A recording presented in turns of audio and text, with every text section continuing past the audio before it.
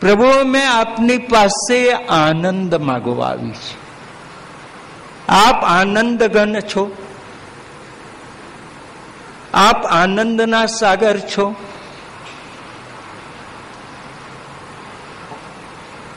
અમારી પાસે આનંદ નથી. રૂપ છે, તપ છે, ઘણું બધું અમારી પાસે છે, પણ અમે આનંદ અમારી પાસે નથી.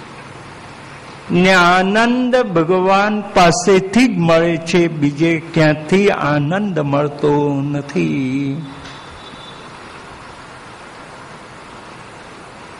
દુનિયામાં જ્યાંય ભટકીશું, જઈશું, પણ ભગવત સ્વરૂપ સિવાય બીજેથી સાચો આનંદ મળશે નહીં.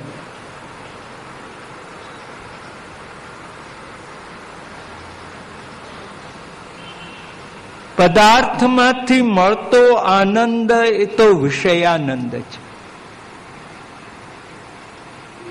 વિષ જેવો છે, વિઘાતક છે, ક્ષણિક છે,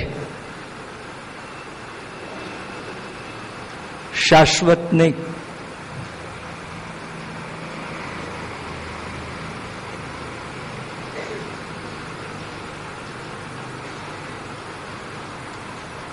અને પ્રભુની પાસે જે આનંદ છે તે શાશ્વત છે, પૂર્ણ છે. આપણે ચા પીએ એ આનંદ શાશ્વત ખરો કે પછી કાલે સવાર થાય એટલે ચા યાદ આવે છે? આવે છે. પણ ભાઈ કાલે તો પીધી હતી ને તમને બહુ આનંદ આવ્યો તો ભાઈ કાલની વાત કાલે પતી ગઈ, હવે આજે શું છે? આપણને ચા આપતા હોય તો એ આનંદ ક્ષણિક છે. અને પ્રભુનો આનંદ શાશ્વત છે.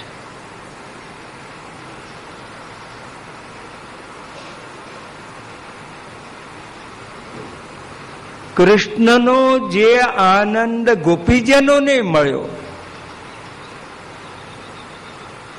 એ કદી ઓછો થયો નથી. તો નાશ પામવાની વાત જ ક્યાં? જે ઓછો થયો હોત તો મથુરા જઈને ફરી કૃષ્ણને મળીને આનંદ ના લઈ આવત. ક્યાં દૂર હતું મથુરા વૃંદાવનથી? પણ નથી ગયા.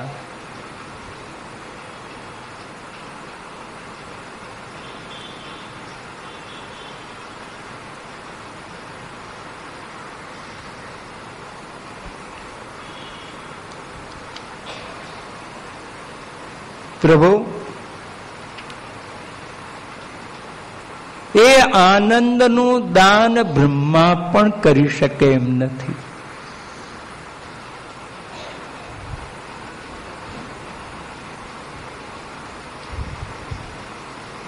જો બ્રહ્મા આપી શકે એમ હોત તો અમે આપની પાસે માગવા ના આવ્યા હોત.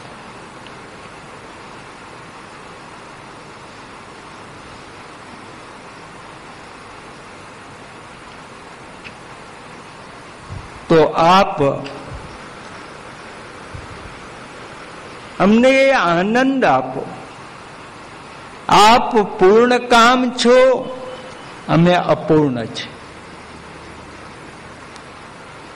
અપૂર્ણને પૂર્ણ કોણ બનાવે? જે સ્વયં પરિપૂર્ણ હોય એ જ બનાવે.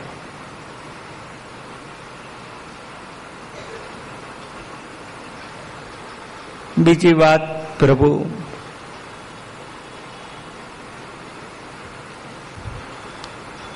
યોષિતામ વીર,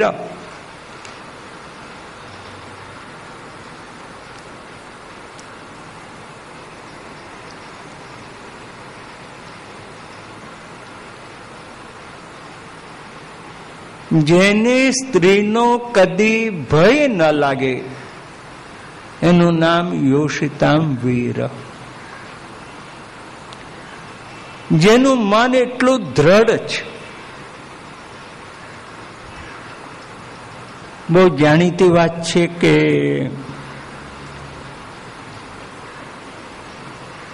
સુખદેવજી અને નારદજી જનક રાજા પાસે આવ્યા. અમારા બેમાં ઉત્તમ કોમ? નારદજીએ પૂછ્યું. જનક રાજા માટે એક મોટી સમસ્યા થઈ ગઈ. આ બેમાંથી ઉત્તમ કોને કહેવા?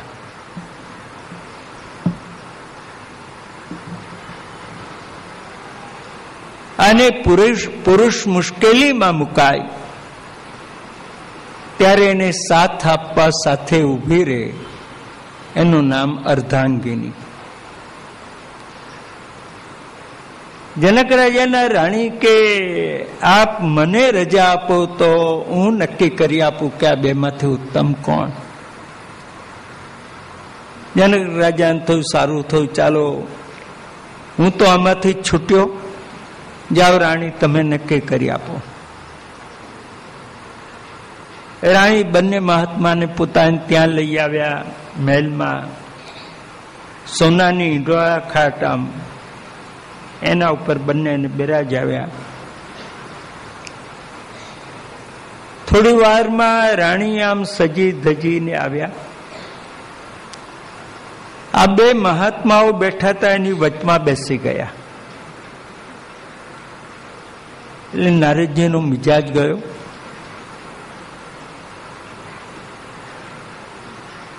મનમાં બોલ્યા, આ મોટી પાડા જેવી અને ભાન નથી કે સંતોની સાથે કેવી રીતે બેસાય. આમ વચ્ચે બેસી ગઈ, આમ અડતું નાખ્યું, એક હાથ ખસી ગયા. નારદજી સુખદેવજી જેવા બેઠા હતા એવા બેસા રહ્યા. એને એ જ અનુસંધાન નથી કે બાજુમાં સ્ત્રી બેઠી કે પુરુષ બેઠો. એનું હૃદય તો ભગવાન સાથે જોડાયેલું હતું. આનું નામ યોષિતામ વીર. અડીને સ્ત્રી બેઠી હોય તો એ અનુભવ જેને નથી કે મારી બાજુમાં સ્ત્રી બેઠી છે, જેને એ અનુભવ છે મારી સાથે મારો ભગવાન છે, આ સિવાય બીજો કોઈ નથી.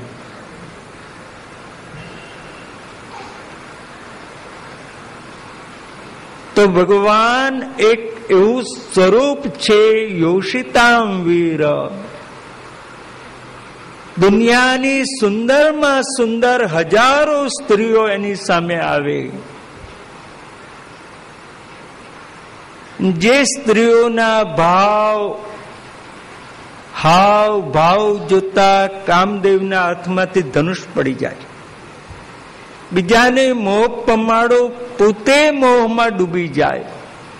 એવી સ્ત્રીઓ પણ કૃષ્ણના મનને ચલિત કરી શકતી નથી. તેથી ગોપીજનો કહે છે યોષિતામ વીર.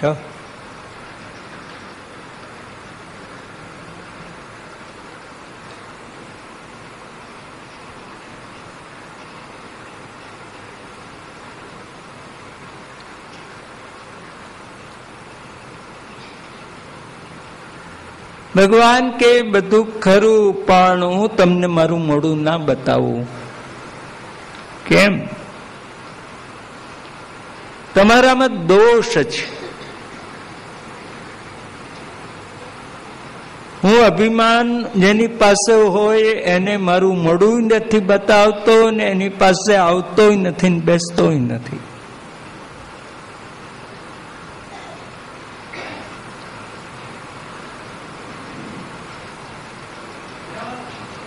અને તમે અભિમાન કર્યું ને,